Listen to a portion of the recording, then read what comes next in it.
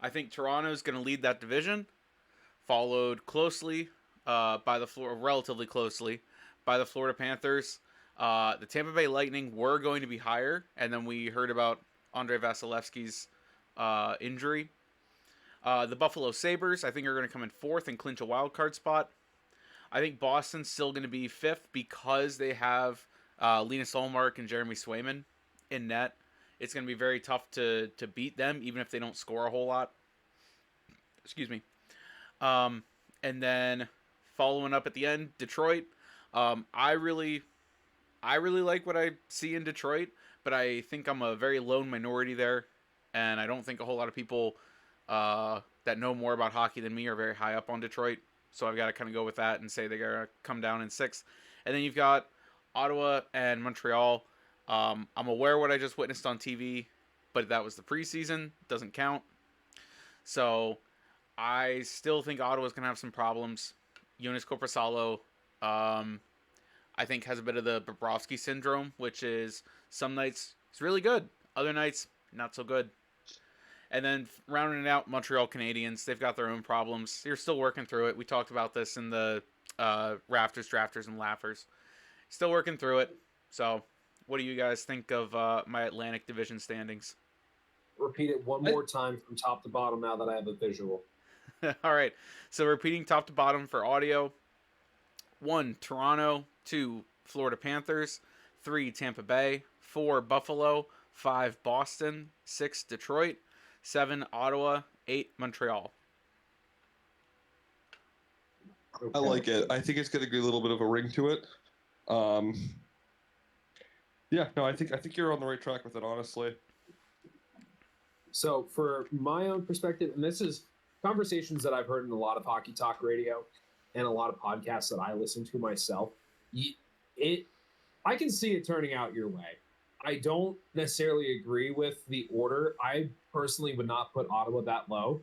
I Yeah. would put Ottawa ahead of Detroit because I like what Ottawa's doing more than Detroit is yet. But I'll get into my list so far. You have to keep in mind with all the things that Boston lost, they were 135 points this past season. Hmm.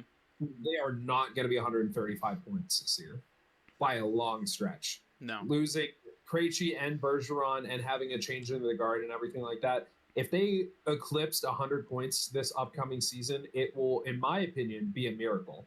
So that's, let's just say conservatively, they have 30 less points. That's 30 more points that everyone else in the Atlantic can have. So that being said, I'm going to say my number one's Toronto. My number two, I'm going to say my sleeper is Buffalo.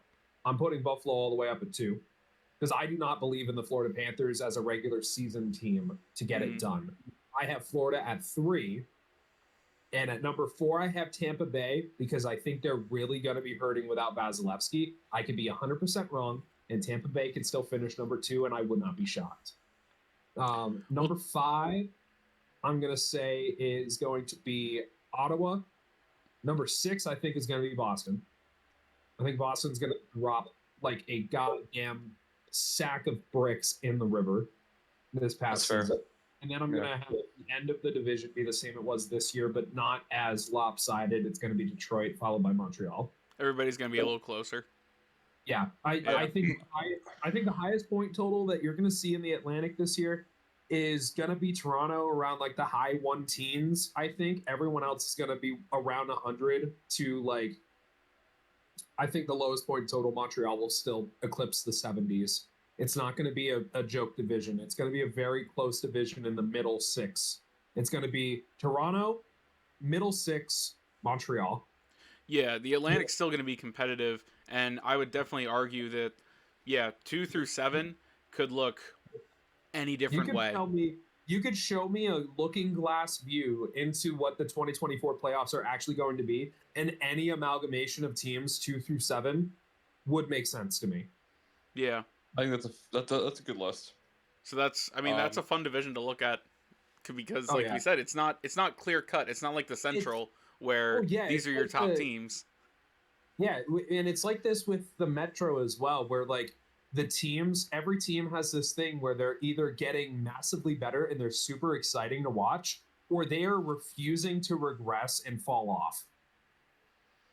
Yeah, I mean, it Yeah. seems like the ones refusing to regress and fall off are starting to drop off, but Yeah, they're they're starting still to. sticking They around, are especially in starting the to, Met. but But they're still massively competitive. So yeah, so for looking. my Atlantic teams, I've got Toronto at the Yeah, top. shut up. Look. I Yep. also I do. I had to write it down somewhere. I have Toronto at the top. I think that's pretty easy. Buffalo is also my number 2 team. I'm a big believer in them as well. So I was kind of interested that you had them there as well. I still have Tampa third because I think really the first 2 months it's a feeler anyways. So I actually have a kind of a dark horse here. I'll explain myself at the end, but I have Detroit here, in 4. Hmm. I have Florida dropping to 5 because I just don't think they're going to be a good regular season team, but they might squeak in depending on a wild card. Ottawa 6, Boston 7, and Montreal at a distant 8. I Ottawa Boston can flip flop for me. Honestly, I don't really care either way, but I just think Ottawa's got more talent, and I just don't know about the health of Boston. The only one I'll have to justify here personally, I feel, is Detroit. Um, Simply put, I just like their goaltending better than Florida. I like what they have. It's more stable, my personal opinion, and they've gotten marginally better each year. Florida, I don't know. It's going to largely depend on if it's Spencer Knight's crease and how he bounces back, um, and if Bob's going to be the guy. So I don't know if that's my Atlantic though. I 100% can see it happening too. Yeah. So Yeah. Yep. Now, unrelated question, just because Yeah. I'm watching the stream. Chris, are you still on your title screen of 2024 Stanley Cup playoffs? No. Yeah, I see Ah, the same thing. Yeah, I see it on 2024 Stanley Cup playoffs. You might want to change it in some Yeah. way. Let me. There There it we is. go. Hey, Change. there it is. All right, cool. All right. Now I We're think just we're good. we're just Now gonna you do it see from Alright. this. predictions. We're just gonna do it from this. I will fix it in editing All right, On to the cool. Metro. On to the Met. to zoom in. We won't do presentation Are anymore. we gonna do all 4? Or are we just doing the East today? Someone No, was we can pretty do all quick. 4. Yeah, Yeah, I let's think do we all can do all 4. 4. So Yeah, we got it. going alphabetically. Next, we've got the Central. Oh, I'm Nope. sorry.